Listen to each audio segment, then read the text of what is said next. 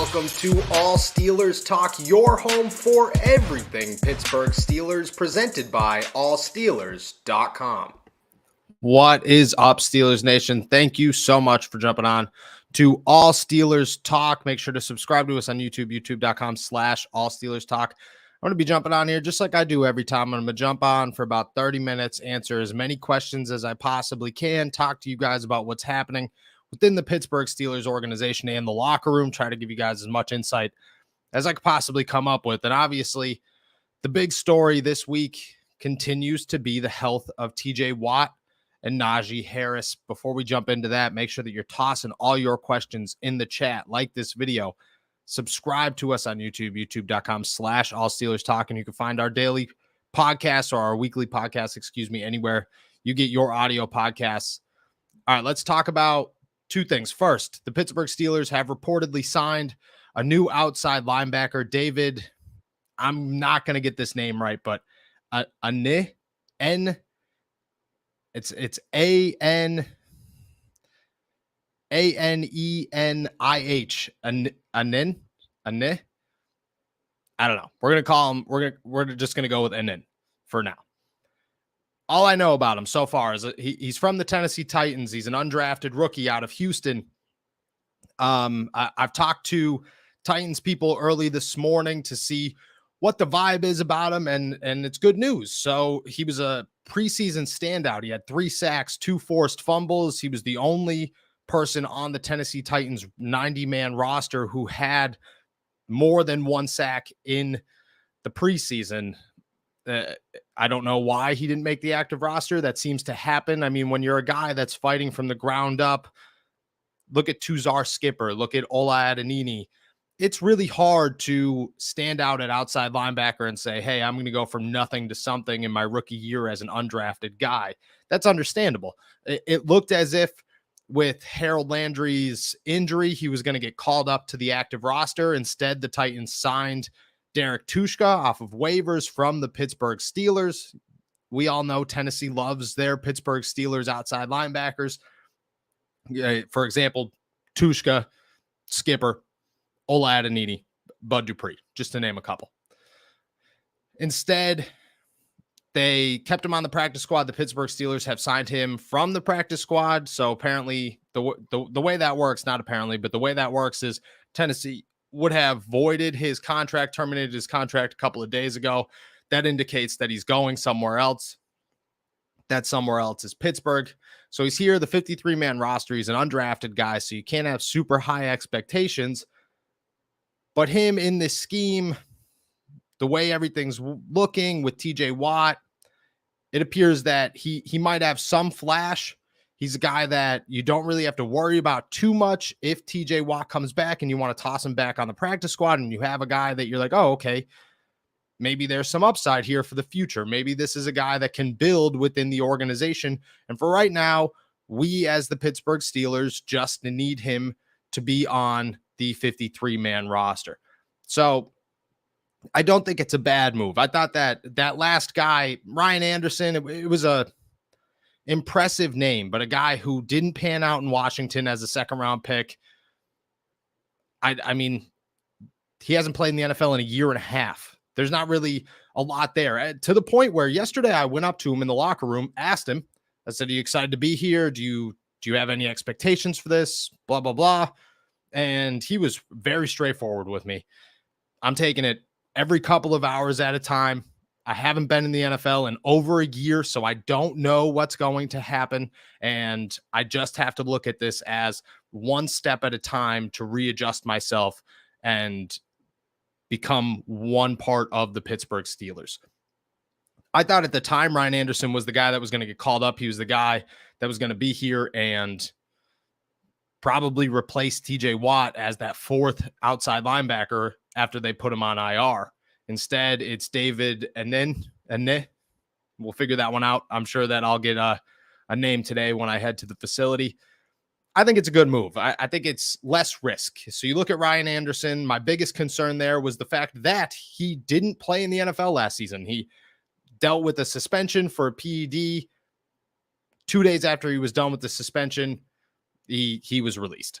you can't have huge expectations for a guy like that. And just like Nobe says, he's probably not in great shape. And even if he is in good shape, it takes a minute to have your body adjust and to readjust to an NFL game. And on top of that, it's not like he didn't play. Like it's like, oh, or it's not like he played and then was released. He didn't play. He was suspended for 6 games. Then he was released. So really, it's been almost 2 years since he stepped on an NFL field in a live game. Those are high expectations for a guy to come in here and be a contributor. And that's who the Pittsburgh Steelers need, as a contributor. I mean, even Jameer Jones played 18 snaps in the season opener. Though that fourth outside linebacker, he plays. And you're not going to be upset about a guy who, yeah, he might have the name in Ryan Anderson. He might be a former 2nd round pick. But you look at his resume and you're not impressed. So I think this is a guy with more upside. I think Anenih is a guy with more upside. According to William Dieter here, 116 snaps in the preseason. You got to love that. 3 sacks, 4 tackles, 2 batted balls, 2 forced fumbles. That's not a bad stat line whatsoever. I think this is a guy. So here's the thing. This is what David is here to do. Let's call him David. I feel better. Nah, David's weird. Let's go Anenih. Let's go Anenih. We'll figure it out. This is what he's here to do. He's here to play special teams. All outside linebackers play special teams in Pittsburgh. That's just the rules.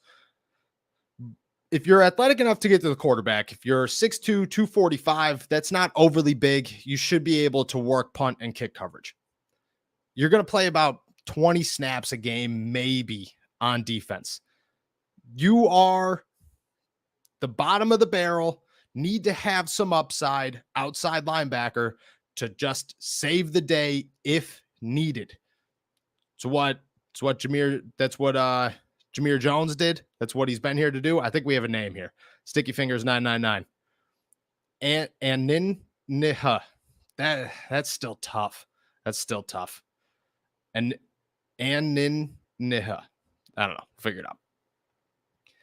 Malik Reed's going to start. Jameer Jones is now going to be that third guy, the guy that rotates in behind both Alex Highsmith and Malik Reed. You got to feel good about that. I mean, looking at Jameer Jones, he's obviously bigger, which I think is the biggest thing from last season. Is he had all the athleticism. He had all the natural instincts that you wanted in an outside linebacker. The dude had a plethora of moves coming off the edge. What he didn't have was any size. He was noticeably smaller than everybody else, and that happens. I mean, you look at Delonte Scott sitting on the practice squad. I think the only reason that the Steelers kept him around is because if he could put on weight, he'd be a solid outside linebacker. He's got everything that you want. He doesn't have the size. That was Jameer Jones last year, and yeah, he impressed enough to make the roster, but he impressed enough to make the roster over Quincy Roche, and Quincy Roche had a decent year, but you didn't see that coming. You saw Jameer Jones impressing in the preseason. You saw Jameer Jones impressing during training camp. It didn't worry anybody when Quincy Roche left. Now he adds on weight. He comes back. He says that he's better. I got a really good answer out of Mike Tomlin on Tuesday about why they brought him back. And he said, look, they didn't get rid of him because they didn't like him. They got rid of him because they needed a roster spot, and he was the last guy on the list. And that's just how that works most times. He said that he comes back and he feels really good about Jameer Jones coming back. And I feel really good about Jameer Jones coming back.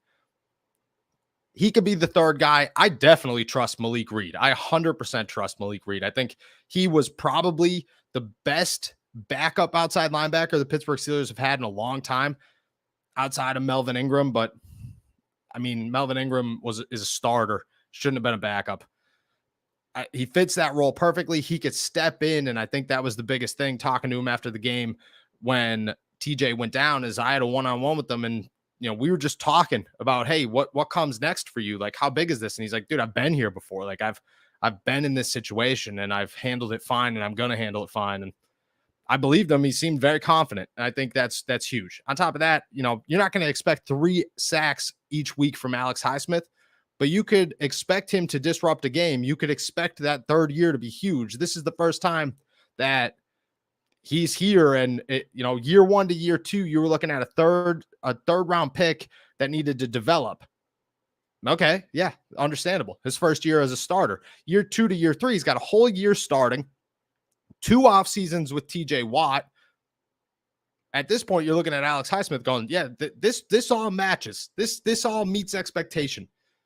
And that should continue. Make sure that you toss your questions out here. I'd love to get to as many of them as possible. Like I said, I'm going to be on here about a half hour, so we got about 20 more minutes talking about everything. I like the new outside linebacker addition. TJ Watt, I expect to go on IR by the end of the day, by Friday at least. They have until Saturday at 4 p.m. I don't think they're going to hold it that long because I think they'll make the David, let's pull it back up, and Anenih signing official. They'll they'll put TJ Watt on IR. That should keep their 50-man roster pretty much the same. Let's talk about, he gets banged up a lot. I know that you're talking about Alex Highsmith. He does get banged up a lot. He does. That's a worry. But I would say at the same time, he gets banged up a lot, but none of them are real serious. It's like rib injuries, which suck. Rib injuries do suck. A lot of last year was groin, but the whole team was dealing with groin injuries. I would say, it's a concern. Obviously, you want everybody on the field, but it wasn't like, people are talking about TJ Watt deteriorating now. Those are the injuries you want to watch out for. If it's a pec injury after pec injury, you're like, oh, okay, this guy's shutting down. Alex Highsmith hasn't shown me that he's shutting down. Just that, he does get banged up and he does take a lot of hits and he misses a couple of games here and there. But I don't think it's anything to panic about just yet. It is something to worry about in the next 6 weeks, though. So how long is TJ Watt out for? About 6 weeks? I would say my first expectation for TJ Watt is to come back after the bye week. You come back after the bye week, you got to play Cincinnati, you got to play Las Vegas, you got to play Baltimore, you got to play New Orleans. It's a perfect time to come back and say, okay, it's week 10. This is where we're fighting for the playoffs. At that point, it's not like I expect the Pittsburgh Steelers to just go completely downhill in the next 7 weeks, 8 weeks. I don't. I see the defense staying consistent. Yeah, you lose TJ Watt, but it's not like the rest of this defense sucks. Look what they did against Cincinnati. I would expect the defense to hold strong enough to where the Pittsburgh Steelers are continuing to win games. Do they win every game? No, but I expect them to continue to win games. If you're looking good heading into week 6, week 7, TJ Watt is available to come back after 4 weeks. You start working him back. I think he's got 21. He does have 21 days. After you return to practice, you have 21 days. So I would say that right about week 7 is when TJ Watt's probably going to come off IR. Or not off IR, but he's going to return to practice. He now has 3 weeks to get back into shape. I would think that week 10, right after the bye, is when they get him back on the field, probably move David and then down to the practice squad and get their rotation back. I don't see a reason to rush it, especially if you're still in a spot. I mean, if the Pittsburgh Steelers are heading into week 9 and they're, 7-2, they're sitting at the top of the AFC North, there is zero reason to worry about rushing TJ Watt back. I mean, Watt is obviously your best player, but that's the thing, is you want Watt healthy and as healthy as you could possibly have him come the postseason. If you rush him back and then he suffers some setbacks or he only gets to 65% instead of 75%, that 10% makes a big difference. And you want as much of Watt back as possible. Now, if they're losing, you rush things. But I'd say right now, my bet would be week 10 after the bye. That being said, I would expect his recovery time to be about 6 weeks, what's been reported. I mean, you look at Jerry Dulac put out a great article last night about examples. Miles Killebrew returned in a month this summer. JC Hassenauer returned last year in a month and a week. I think that's stuff that you got to look at and say, people do come back from this. And yeah, it was blown up into this huge big deal because it's TJ Watt. But if this was a normal player and it was a pec injury and they just looked at it like, oh, he doesn't require surgery, he would be back rather soon. It really depends on the extent of the injury. So this is what I know of the injury so far per sources. It's only partial tear, didn't hit the tendon, as I think that's pretty well known at this point. So no surgery is required. The 6-week thing is pretty optimistic. And it's not like, it wasn't like, oh, the first guy said he needs surgery and then the rest of them said he doesn't. The first guy said, I'm not 100% that you need surgery. Let's have multiple looks at it to see if other people recommend it. And nobody recommended it. So at that point, you feel good. Appreciate you, Nope, for real. Let's talk about, see what else is in here before I missed anything. Who's the new inside linebacker? We went through a little rundown, so make sure that you go back, but I'll toss a little bit out here. 3 sacks, 2 forced fumbles, 2 batted balls. I think 116 snaps in the preseason. He's an undrafted guy out of Houston. Not bad. Not a bad signing. All right, let's talk about Najee Harris. We got a Najee Harris comment here. Do you think Najee Harris has good vision? Yikes. This is a tough one. So I don't want to say he has bad vision, okay? I think that there are a couple of things that factor in here. I think that the Steelers' offensive line is very, very mediocre and below average when it comes to run blocking. So that makes things difficult. I think the second thing that impacts this is that it's been 2 years or a year and a week already of Najee Harris running behind an offensive line that does not generate big holes. When he's, his whole life, he's been running behind big holes. I also think that there's a part of his brain that just says, we are going to score on this play every single play. And that makes things difficult because it clogs up okay, we got to get 4 yards. He talked about that last year, about how it doesn't have to be a home run every time. It's just got to be 4 yards. It's just got to be 4 yards. That was an adjustment process. I still think it is an adjustment process. So I don't think he has poor vision. I think the biggest downfall for Najee is that he's still adjusting to the fact that right now the Pittsburgh Steelers offensive line is only going to allow him to be a 4 yards per carry running back. That's tough for a guy who spent his entire life scoring 75-yard touchdowns and has all the capabilities of scoring 75-yard touchdowns. He just doesn't have the team around him to do so right now. Look at Saquon Barkley. Great game in week 1. Last year, the year before, everybody's talking about, oh, this guy's done. This guy's done. He's not done. It's very difficult for a guy who's been the best player on the field his entire life to become just a gotta take what I'm given player. That's a hard adjustment. I think that Najee's going to be fine, but I think the offensive line's got to continue to get better. You get a good offensive line in front of Najee Harris, he's the best running back in football, and I'd put my money on that every single time. Steelers offensive line, I mean, they impressed me in week 1, no doubt, but I think that there's still so much room for improvement when it comes to the run game. All right, let's keep it going here. Do I think Mitch is better than Kenny? I do want to touch on that. I will get to that question. But first, Steven's got one. Who gets more touches in week 2, Warren, Harris, or Snell? Not if Najee plays. So today is the biggest test for Najee Harris. Yesterday was a walkthrough, so he didn't really get a boatload of touches when it comes to physical reps. Today is going to be a big one where it kind of decides, is he ready? Is he not ready? I think if he's healthy, he gets the most touches. If he doesn't play, let's go worst case scenario. If he doesn't play, Jayla Warren's going to run the ball more than anybody. But I think that Benny Snell is going to play more snaps because Benny Snell is going to be the reliable one in pass coverage, the reliable one to break out into the flat. So I would expect a boatload of Benny Snell if Najee does not play, but I expect Jaylen Warren to outrun him.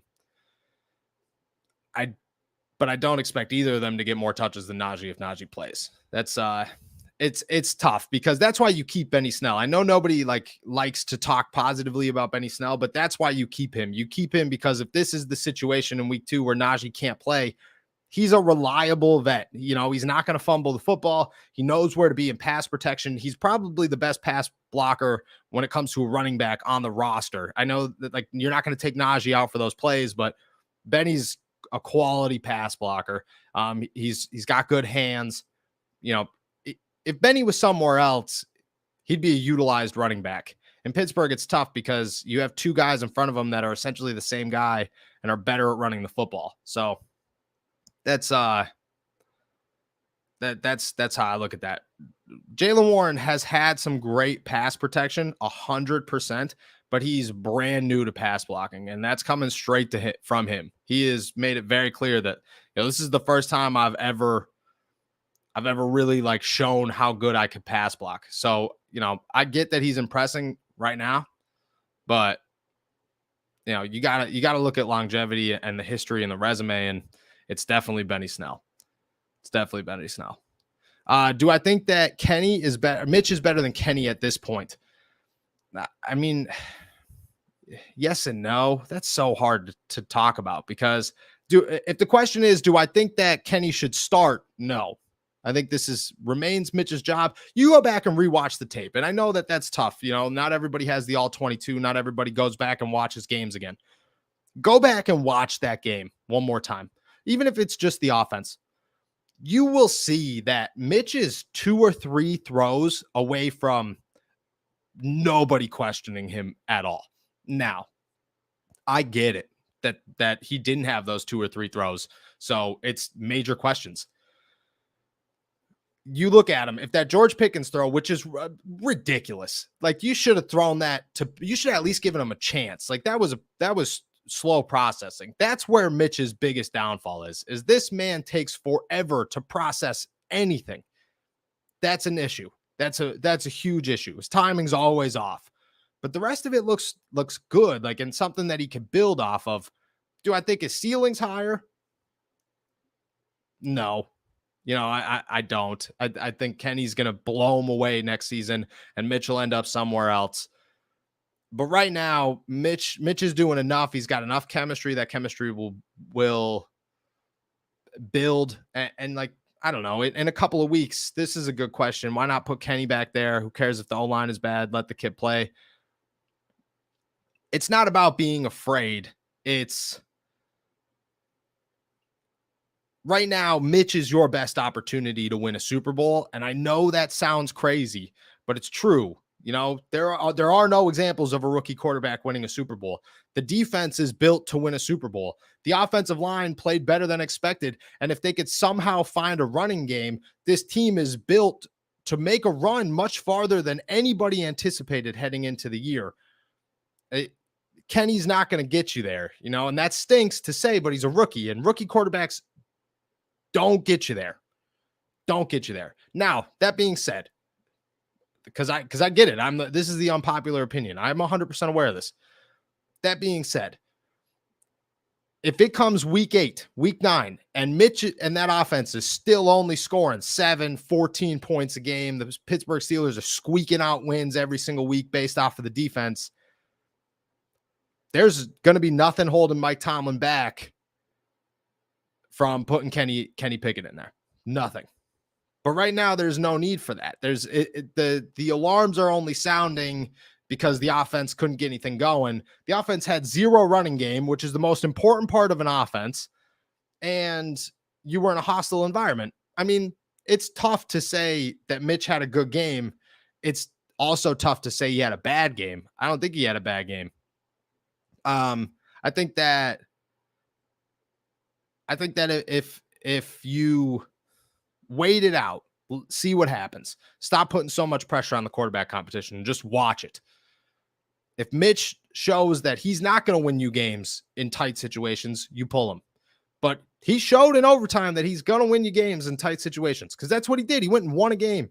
That's so important to say. Like, yeah, the whole game as a whole wasn't outstanding, but in that crunch time, those 2 throws on the last drive, I mean, they were great. The dude broke a tackle. I get it was a free play, but he broke a sack and found Pat Freiermuth down the field. That's an excellent play. I just think that right now it's not about who's better. It's just about who gives you the best opportunity to make a Super Bowl run. And right now it's Mitch Trubisky. It's tough. And this is the biggest thing. Matt Canada is the problem. It's not the quarterback. It's nothing else. And it is, some of the offensive line. It's Matt Canada. Matt Canada had an opportunity to show everybody, hey, I feel I'm ready. This is my offense. Let's see what we can do with a mobile quarterback. He utilized none of it. He did half of what he showed in training camp in the preseason, and the offense looked scared. That's what had happened. It looked like it was scared play calling. You want to not live in your fears? I mean, Mike Tomlin should be shoving that down his throat, slapping him in the face with a quote every single day. Hey, don't live in your fears. Matt Canada, there's no more excuses for Matt Canada. When you have two possessions in the red zone, a mobile quarterback that you've been pushing for a year now, to have a mobile quarterback over a year, and you don't even try? No.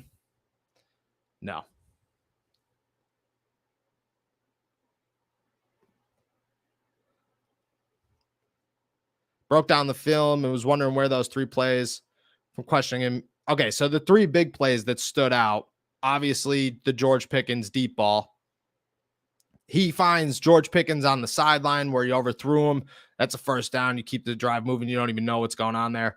Man, what was that third play? I was talking to Mike Prizzuto about this yesterday. The overtime plays were huge. He does throw off his back foot. There's not perfections with Mitch Trubisky. Please, nobody take this as I'm a Mitch Trubisky fan, and I'm just it's just about being realistic. You know, when you look at this whole situation, this isn't Madden. This is the NFL, and the NFL is the hardest sport in the whole world to figure out when it comes to personnel. You mix and match things too much, things get way too complicated. You know, that's why it took, it took until the last or the second last game for the Pittsburgh Steelers to realize that Duck Hodges wasn't going to win them Super Bowl, but Mason Rudolph might give them a small chance. But it took them that long to make that change, because that's what you do in the NFL. You have a team and you're going to roll with it until you can't roll with it anymore. The OT back shoulder throw to Claypool. That probably is the one. Can't blame Ben now. Never could blame Ben.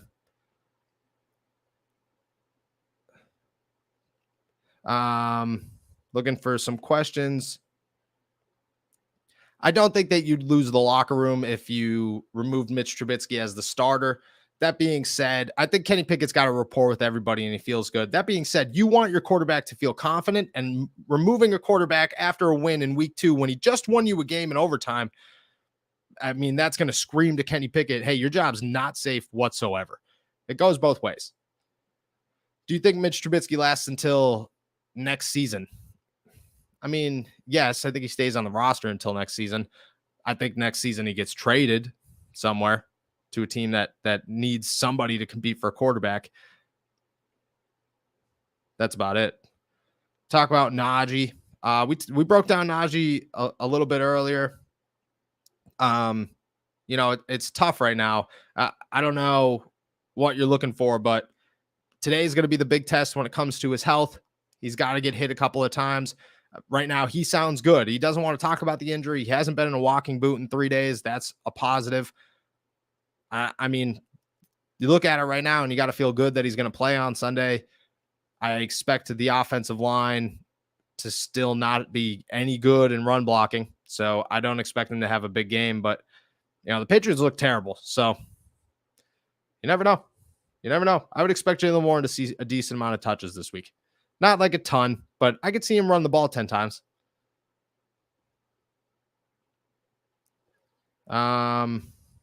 Just looking for some questions. Appreciate you guys as always.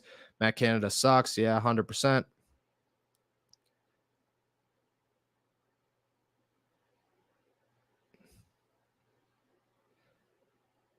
In my opinion, Pickett ran a Canada-style offense in Pitt and has the most recent experience in an RPO offense and gives the Steelers a spark and a better chance. All right, let's break this down real super quick, because there's some questions here about Devin Bush I want to get to.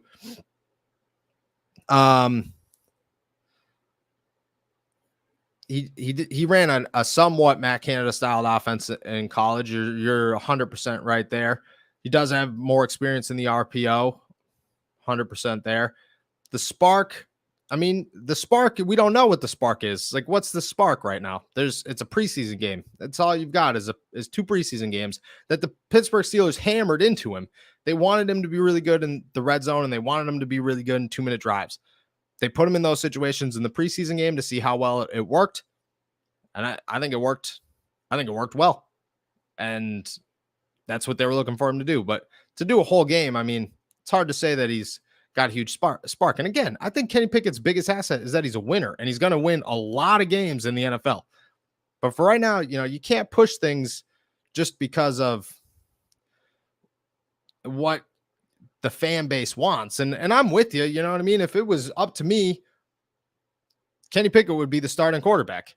No questions asked. But the decisions were made, and I think it's way too early to jump the gun on those decisions. All right, I do want to talk about Devin Bush, Miles Jack, a lot of other stuff for about another 10, 15 minutes, but I do have to do a word from our boys over at True Classic real quick because they helped us out with this live stream.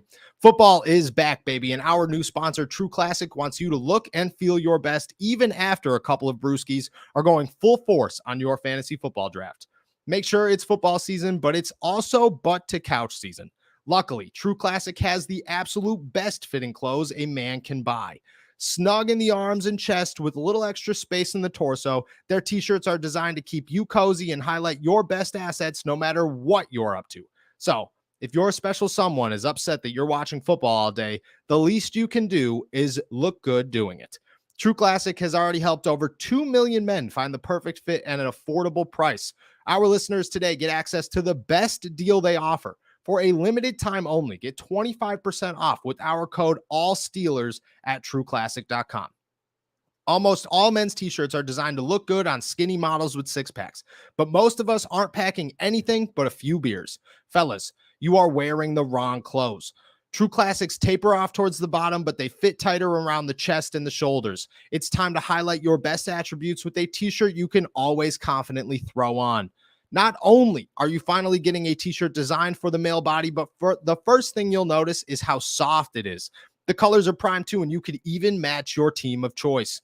True Classic doesn't just stop at tees. They're your one-stop shop for men's essentials. From polos and workout shirts with the same flattering fit to boxer briefs designed with the pouch to keep your bulge nice and comfortable. All of their gear is top-notch quality at reasonable prices. They have this dope pack builder on their website where you can custom bundle all of their essential products and save even more than the discount we're offering you today. And for the defensive-sized players out there, they have long body options for the tall guys and up to 3XL on their staple colors. Whether you have abs or flabs, their clothes look great on all body types. Let's stop beer belly shaming with better clothes. Men, let's be team players here. Upgrade your wardrobe with True Classic and help your friends out by telling them about these tees as well. From tall guys, active Pauls, or average Gregs, True Classic has your back. It's about time you get your fit together. Upgrade your wardrobe with True Classic. Get 25% off at TrueClassic.com with our code ALLSteelers. Free shipping included on purchases over $100. That's 25% off at TrueClassic.com with our code ALLSteelers. If there's one bet you should make this football season, it's on True Classic. True Classic. Look good, feel good. Appreciate True Classic. They are pretty dope. I think the promo code lasts until the end of the week, I believe. I think we still have to get like 3 more to lock these guys down. So I would appreciate you guys so much if you helped us out there. That's all Steelers at TrueClassic.com. These stuff's cheap. I think I got a pack for my brother. It was like 4 shirts for like $45 or something. It was pretty dope. All right, sorry if I missed a bunch of people here, but we're going to get through them. How do I feel about Devin Bush and the Miles Jack combo? I mean, I thought Miles Jack looked good, but I expected Miles Jack to look good. He looked like a true linebacker one, somebody that the Steelers can rely on. Felt very good about the direction of the inside linebacker group with Miles Jack. Devin Bush looked good. He looked on the verge of very good at times, and I thought that was a positive. I think this is the first time Devin Bush is going to play the number 2 inside linebacker in his entire career, and that's going to help him because that's so much pressure off his shoulders. You have Miles Jack back there. You don't need to force Devin Bush to be the superstar. He should be a superstar, don't get me wrong, but this is probably his last year in Pittsburgh. All the Steelers are looking for is for him to go out there and play quality football. I thought he did that. I feel really good about those two. Robert Spillane played played good, played okay, I guess, for a third guy. Was very surprised that Mark Robinson didn't get a helmet and Marcus Allen did.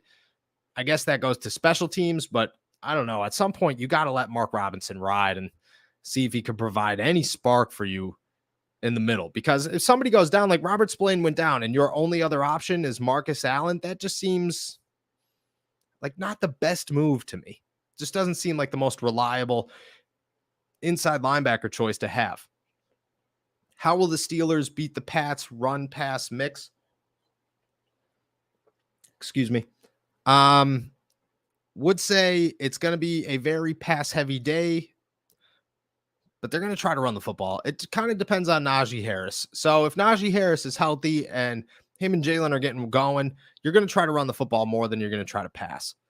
That being said, I think the defense is going to win the game. You know, Mac Jones is dealing with back spasms. The offensive line is the wide receiver core is very the running game.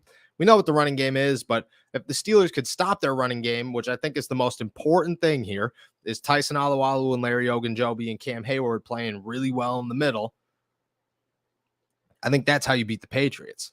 I believe that that's what they're going to be looking for. D. Bush, like I said, feeling real good about him. I thought that he played well. I thought he played very, very well. I think that I have very high expectations for those two this season. Not like super huge, but at least good enough to say this is the best inside linebacker core the Steelers have had in 4 years. Maybe. And if Robert Spillane plays well, and Robert Spillane's hit or miss, very hit or miss, but he doesn't play bad. It's just depend on what situation you put him in. The Steelers cornerbacks. Okay. I've been waiting for days for my boy Black and Yellow Texas Steel to jump in here because I would love to say, hey, Cam Sutton did his thing. I've been saying it all off season. I've been pressing this all off season. Derek Bell has been pressing this with me on Fridays all off season. The Pittsburgh Steelers cornerbacks are going to be dangerous this season. That we don't need to talk about a cornerback one. Do I know what they have? They have 3 guys that are super reliable. Arthur Millette, who's somewhat coming into his own. Trey Norwood, who could step down in the nickel and the dime if you need him to. And 2 incredibly good safeties. Feeling really good about the Steelers secondary. I would too. Or I would if I were you.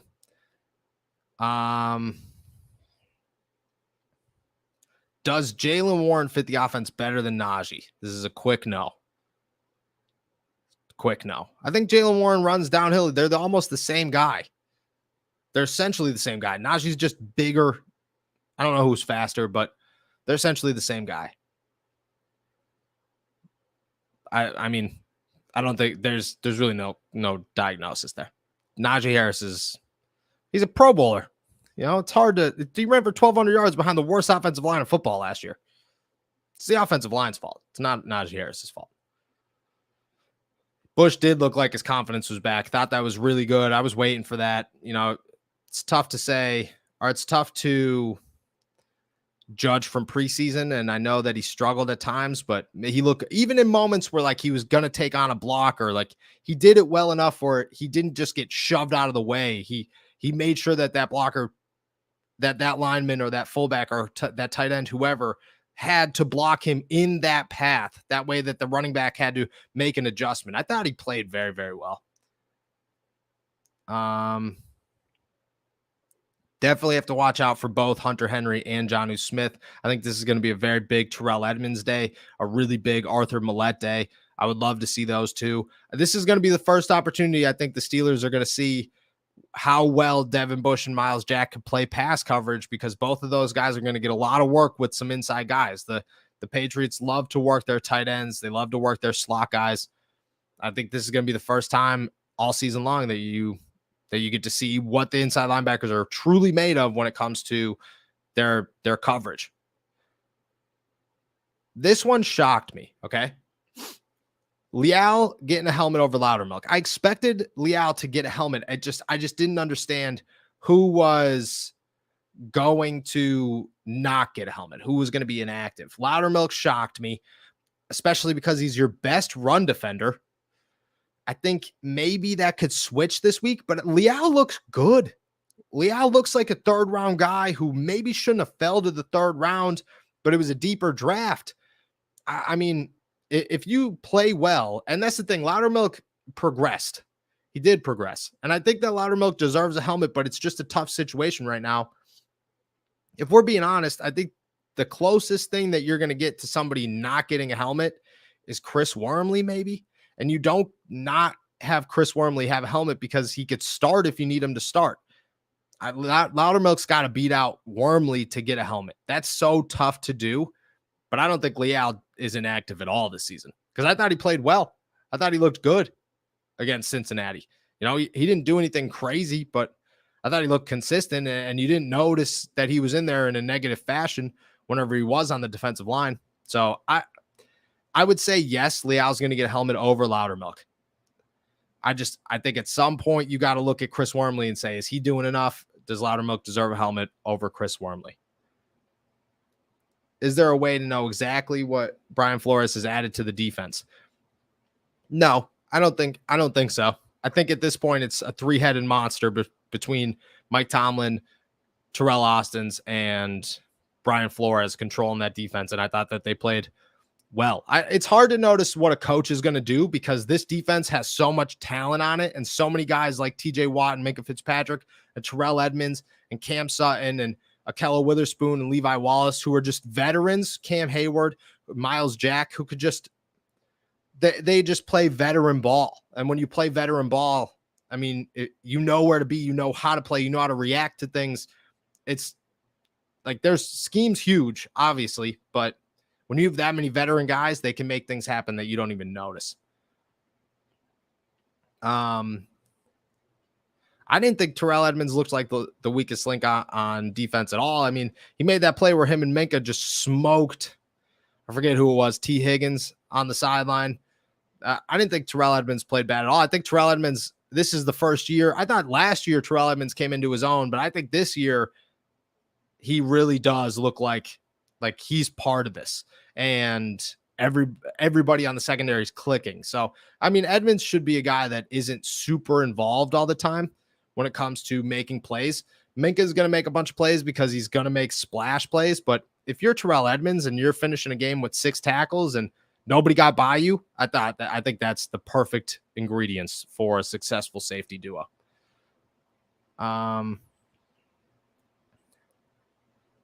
We talked about this a lot earlier, Chris. Signed David Anenih. Yeah, I apologize. The Steelers signed him. He comes from the Titans practice squad. He had 3 sacks, 2 forced fumbles in the preseason. You got to feel good about that one. Ryan Anderson from the Washington Commanders is on the practice squad. He hasn't played in almost 2 years. It's tough to say what they're going to get. Leal's injury was a knee injury, but I've talked to him and he's fine. He seems real good to go. He's been icing it after practice, but nothing's been limited. He hasn't been held back at all. Doesn't expect to be held back at all. Straight from his words to my mouth, he's feeling good.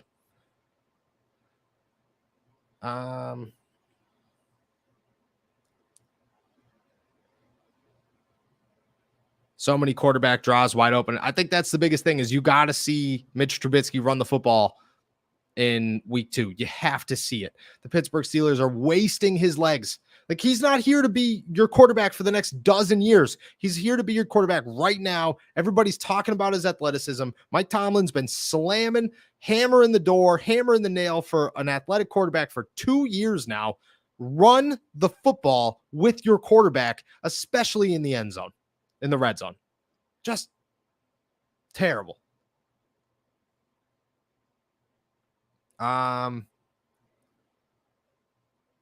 Devin Bush did have great coverage. Agreed. I thought Devin Bush played well. Devin Bush played really, really well. The triple option. Yeah, let's run a little Navy sets back there. Little Navy sets. All right, if no more questions, I feel real good about this heading into the day. I would expect everybody, look at this. These are what you're looking for today. Najee Harris's participation at practice now that things are going to get physical. Any setbacks with guys like Robert Spillane, who's got an eye injury, Levi Wallace, who's dealing with an ankle injury, I think is a big one. But Najee's obviously the guy that you're worried about. I would expect TJ Watt to be placed on IR by the end of tomorrow, possibly today. They have until Saturday at 4 p.m. They're going to make the David Anenih signing official. And besides that, it should be a pretty basic Thursday. Coordinators talk at 11:45, so make sure to check out allsteelers.com. I'll have as much info as I possibly can from those guys. Anything else you guys want, obviously toss in the comments. I'm happy to dive as much as I can into the locker room and bring as much to you guys as you guys are looking for. So I appreciate you guys jumping on with me, sending me all your questions. As always, make sure to go subscribe to us at youtube.com/allsteelerstalk. Like this video so it pops up on more home screens. I appreciate you guys. And as always, like I said, there's about 2 days left to go. Use that promo code at trueclassic.com for 25% off. The promo code is all Steelers. Like I said, thank you guys. Enjoy the rest of your day. I'll be back tomorrow with Derek. Peace.